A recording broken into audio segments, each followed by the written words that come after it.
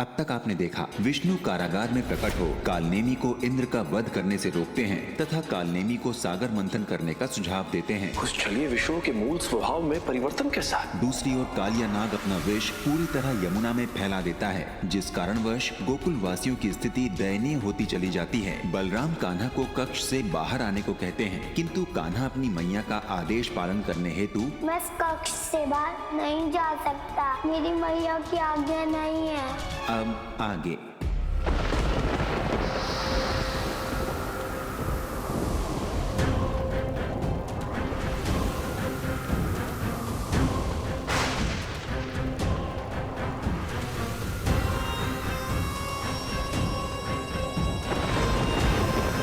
अब संसार का कोई भी प्राणी जीवित नहीं बचेगा, कोई भी नहीं।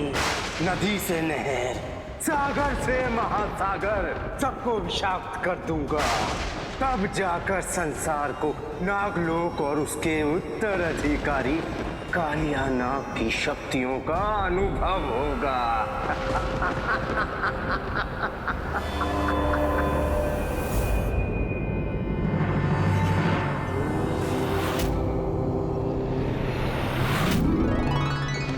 अनायास ही ध्यान भंग निश्चित ही उस विनाशकारी घटना का संकेत है जो अपने चरम पर है। हे ब्रह्मदेव, हे सृष्टि के रचयिता, मेरी सहायता कीजिए।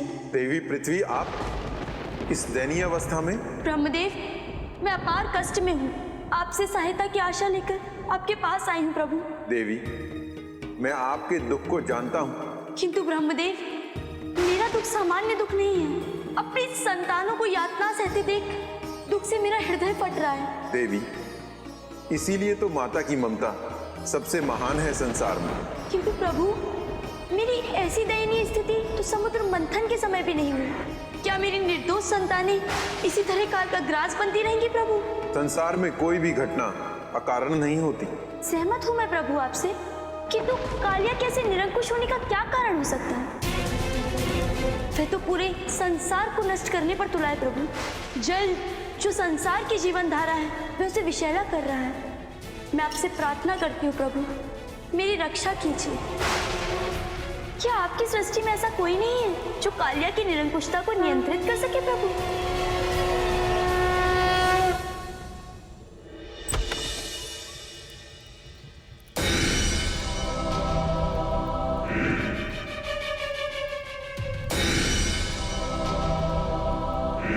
अपनी आंखों पर विश्वास नहीं हो रहा। ये किसी के लिए सम्मान है या आत्मसमर्पण?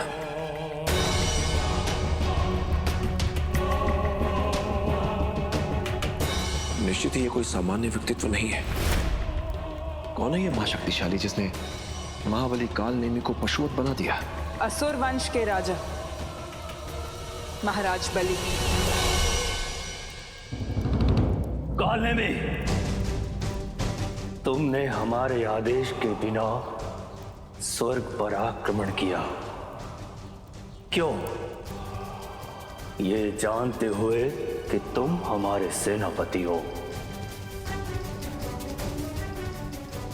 तुमने स्वर्ग पर आक्रमण करने का दुस्साहस क्यों किया? बोलो कालनेमी, बोलो। ऐसा महान कुशाग्र पराक्रमी योद्धा मौन क्यों है? ये देखना अत्यंत ही रोचक होगा। श्री नारायण। ब्रह्मदेव, आप अनायास आगमन का कारण जान सकता हूं? श्री नारायण, जब संपूर्ण धरती त्राहिमाम कर रही है, घोर समस्या से जूझ रही है, ऐसे विकट समय में सृष्टि के पालनहार, जगत का उद्धार करने वाले भगवान आंखें मूंद कर बैठे हैं। ब्रह्मदेव, इस समस्या के जनक तो आप ही हैं। कालिया नाग की रचना आपने ही तो की है। श्री नारायण, मैंने तो सभी प्रकार के जीवों की रचना की है, कालिया की भी और कोयल की भी। मेरी सृष्टि तो अनेकता में एकता का उदाहरण है। इसमें संतुलन बनाए रखने का कर्तव्य तो पालनहार का है। वास्तविकता तो यह है कि उस कालिया नाग के कारण सृष्टि में असंतुलन बढ़ रहा है। इसलिए यदि उस निरंकुश जीव पर नियंत्रण नहीं किया गया, दिन दूर नहीं जब संपूर्ण धरती पर सर्पों का राज होगा, किसी अन्य जाति या जीव का नहीं। अतएव मैं आपसे प्रार्थना करता हूं, सृष्टि की रक्षा और संतुलन के लिए शीघ्र कोई उपाय करें। ब्रह्मदेव, इस कार्य को एक ही प्राणी कर सकता है और वह है कान्हा। कान्हा? हाँ ब्रह्मदेव, सृष्टि की सुरक्षा और संतुलन के लिए एकमात्र प्राणी कान्हा ही है। किंतु वो तो बालक है। एक बालक इतने महान कल्याणकारी कार्य को कैसे कर सकता है? आपने उसकी अवस्था देखी है ब्रह्मदेव, उसके गौरवशाली अतीत को नहीं। उसने अतीत में बड़े बड़े असुरों को परास्त किया है। देवी, उन असुरों और कालिया नाग में भारी अंतर है। एक अकेला कालिया 100 असुरों पर भारी है। उस पर विजय प्राप्त करना कान्हा के लिए अत्यंत कठिन है। अर्थात आपके अनुसार कान्हा सक्षम नहीं है। मैं जानता हूं कान्हा आप ही का अंश है, फिर भी आपके आए बिना इस समस्या का समाधान संभव नहीं। प्रभु, ब्रह्मदेव को कान्हा पर संशय क्यों है? क्या वे इस सत्य को नहीं जानते कि कान्हा का अवतार ही बुराई और अधर्म के नाश के लिए हुआ है? देवी, जानने में और विश्वास करने में अंतर है। कभी कभी बिना अनुभव के तथ्यों पर विश्वास नहीं होता। अभी वही स्थिति है ब्रह्मदेव की। जब स्वयं कान्हा की शक्तियों का साक्षात्कार करेंगे तब स्वतः विश्वास हो जाएगा।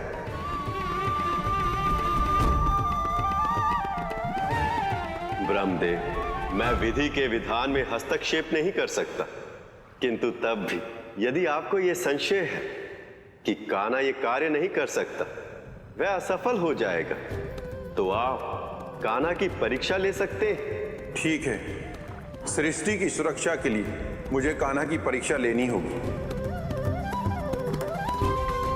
किंतु उससे पहले आपको मुझे एक वचन देना होगा। यदि कान्हा परीक्षा में असफल रहा तो आपको आना पड़ेगा समस्या का अंत करने के लिए।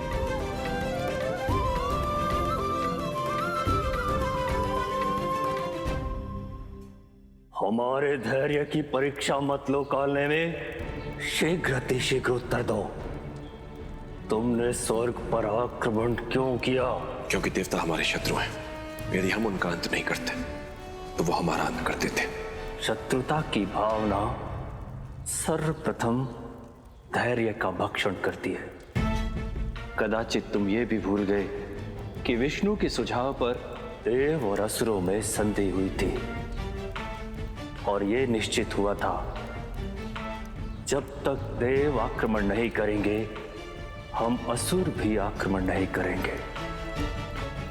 और उसी संधि का परिणाम है कि हम इतने वर्षों से शांत जीवन जी रहे हैं।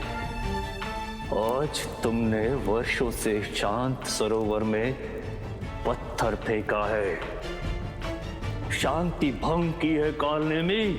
कैसी मूर्खतापूर्ण बातें कर रहा है ये? कैसा असुरराज है? शांति की बातें कर रहा है। कहीं ऐसा तो नहीं है कि ये देवताओं से मिला हुआ है इसीलिए उनके पक्ष में बात कर रहा है? नहीं महाराज, ये विचारधारा की बात है। प्रत्येक वंश में भिन्न भिन्न विचारधाराओं के लोग होते हैं। कौन जानता था कि रावण के घर में भी एक विभीषण होगा जो अपने ही भाई की मृत्यु का भेद जाकर विष्णु को बता देगा। क्यों किया तुमने ऐसा? क्यों?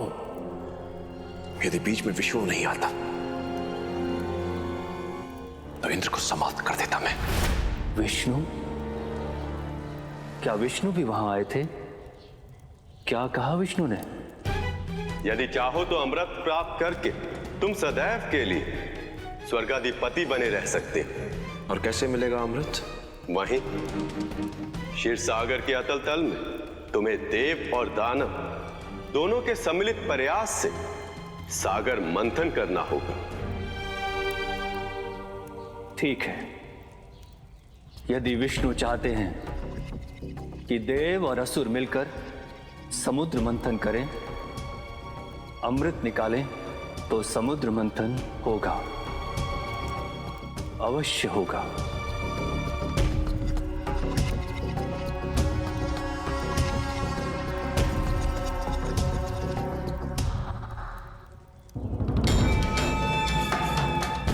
समुद्र मंथन भी होगा, अमृत भी निकलेगा, किंतु अमृत मिलेगा केवल हम असुरों को। उत्साह और विश्वास तो उचित है तुम्हारा कालने में, किंतु तुम ये नहीं जानते कि देवताओं ने क्या छल किया था हम असुरों के साथ। समुद्र मंथन में असुरों के साथ हुए छल के विषय में तो आप जानते हैं महाराज, किंतु जो छल विष्णु ने आपके साथ किया वो आप नहीं जानते। आइए देखते हैं।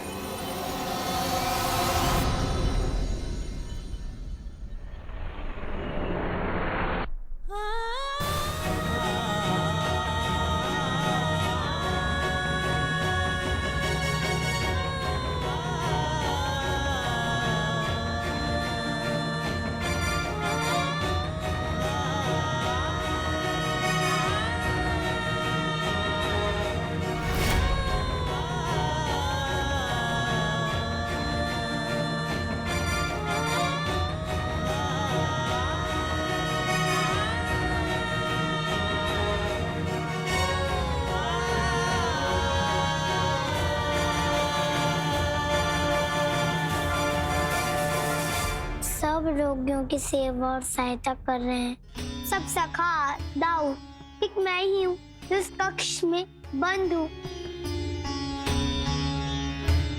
क्या करूँ, कैसे मनाऊं मैया को? और मैया तो मेरे समीप भी नहीं आ रही है कि मैं उनसे विनती करूँ।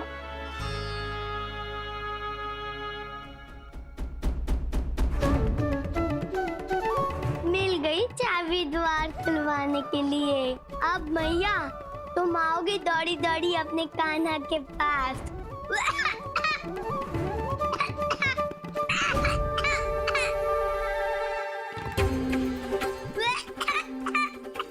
कान्हा, कान्हा, क्या हुआ? सब खुशहाल तो है ना? चलो नंदरानी के पास लेके चलते हैं। चलो। नहीं काकी, जब तक मेरी मैया यहाँ नहीं आ जाती तब तक मैं नहीं जा सकता। भोला, भोला जी काकी, नंदरानी को सूचित करो कि कान्हा अस्वस्थ है।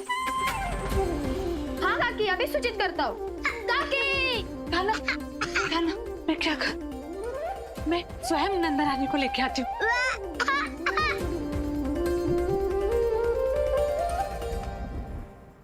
काकी, ओ काकी, क्या हुआ भोलाराम? काकी, वहाँ कान्हा खास खास कर बुरी अवस्था में है। क्या? नंदरानी, नंदरानी, कान्हा को शीघ्र देखो। क्या हुआ? उसको खास खास के उसकी बुरी अवस्था हो गई है।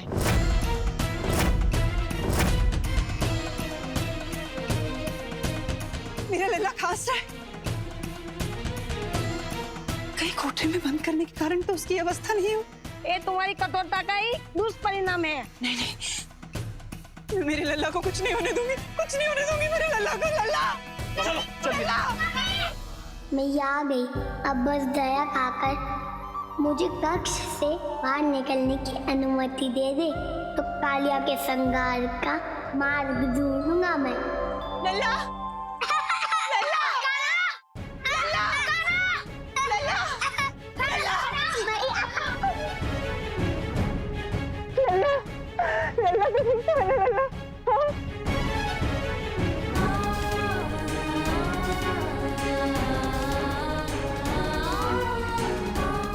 नंद बाबा, हम सब तरस गए थे अपने कान्हा को देखने के लिए।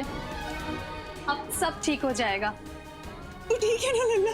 हाँ मैया, मैं ठीक हूँ। तुम तो कहती थी मेरा मुख देखे बिना तुम नहीं रह सकती, तो इतने समय तक तुम मेरा मुख देखे बिना कैसे रही? तुझसे अलग रहकर जिस पीड़ा को मैंने सहा, उसे केवल एक माँ ही अनुभव कर सकती। उसका कोई वर्णन नहीं है पुत्र। किंतु मैया, माँ धीर देखो, अपने से अलग कभी कर सकती है क्या? नहीं लल्ला, कभी नहीं। किंतु मैया अब मुझे लगता है मैं अपनी मैया का हृदय नहीं रहा। बड़ी होती तुमने मुझे अपनी गोद से उतार दिया, वैसे ही तुमने मुझे अपने हृदय से भी निकाल दिया। ऐसा मत बोल कान्हा, तू चाहे जितना भी बड़ा हो जाए तो रहेगा मेरा छोटा सा लल्ला। वो तो मैं रहूंगा ही मैया। बस इसीलिए लल्ला तेरी मैया डर गई थी कि कहीं तू पुनः यमुना के तीरे ना चला जाए। नहीं मैया, मैं तुम्हारी आज्ञा के बिना कहीं नहीं जाऊंगा मैया।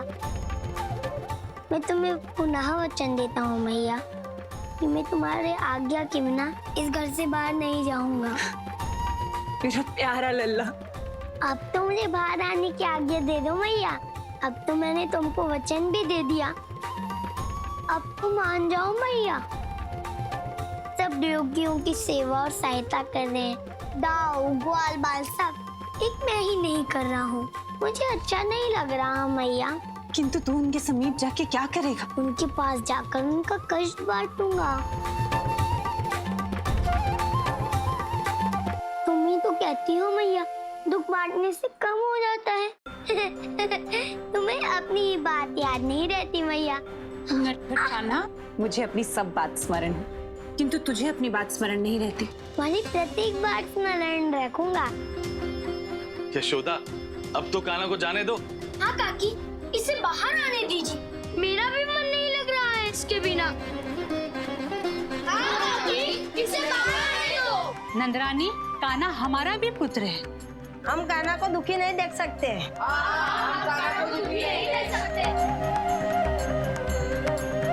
ठीक है, सब कह रहे हैं तो तुझे आज्ञा देती हूँ बाहर जाने की।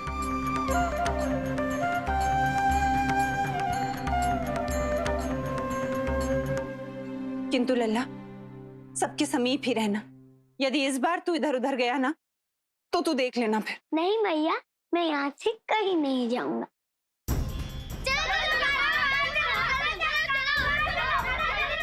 कम से कम एक बाधा तो पार हुई। पता नहीं कंस मामा को पाठ पढ़ाने से पहले कितनी ऐसी बाधा पार करनी पड़ेंगी।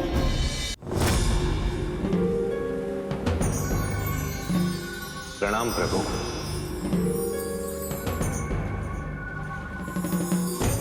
हे विष्णु, क्या शिक्षा दे रहा है इन देवताओं को? मंथन से पहले अवश्य ही छल विद्या दे रहा होगा वो छलिया। इंद्रदेव, समुद्र मंथन के समय ध्यान रहे, स्थिति निर्धारण अति महत्वपूर्ण होगा। अर्थात प्रभु? आप सब देवगण वासुकी की पूंछ की ओर से मंथन करें, क्योंकि उस क्रम में वह अपने मुख से विषयुक्त भाप उगलेगा। इसलिए आप लोगों का उसके मुख की ओर से मंथन करना घातक होगा।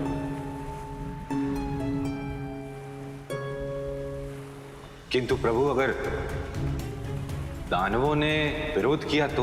दानवों का स्वभाव जो कहा जाए उसके विपरीत करने का।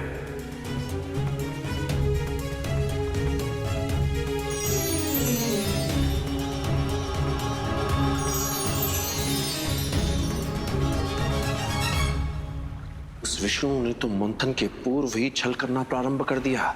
कोई नहीं है क्या यहाँ उसे दंड देने वाला? शांत हो जाइए महाराज, हम मात्र अतीत के दर्शक हैं, अतीत नहीं।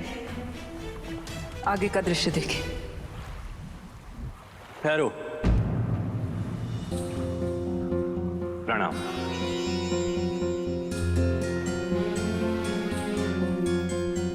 ये बलि मूर्ख है क्या? जो आदर का पात्र नहीं है उसे आदर दे रहा है। आइए समुद्र मंथन प्रारंभ किया जाए। हम तैयार हैं इंद्रदेव। मंथन के लिए हम देवता वासुकी का मुख चुनते हैं। ये निश्चित इंद्र की कोई चाल है। हम दानव लेंगे मुख वाला भाग।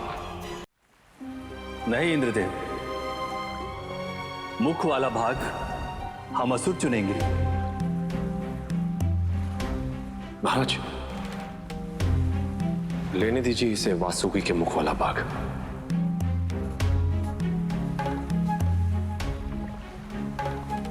हम अपना भाग चुन चुके हैं इंद्रदेव। चलिए आइए।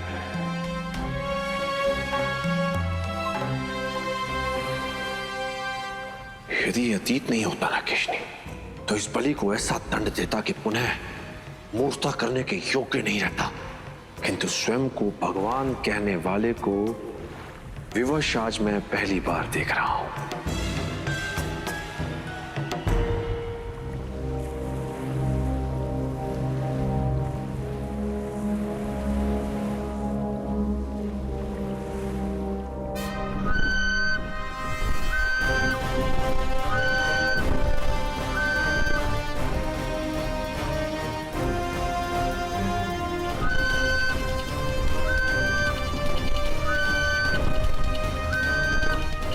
ये गरुड़ ने पर्वत क्यों पकड़ रखा है किशनी? ये मंदराचल पर्वत है महाराज। मंदराचल पर्वत? यहां इसकी क्या उपयोगिता है? क्यों व्यर्थ ही समय गंवा रहे हैं सब? महाराज, समुद्र मंथन में मथनी की आवश्यकता होती है। ये पर्वत उसी का कार्य करेगा।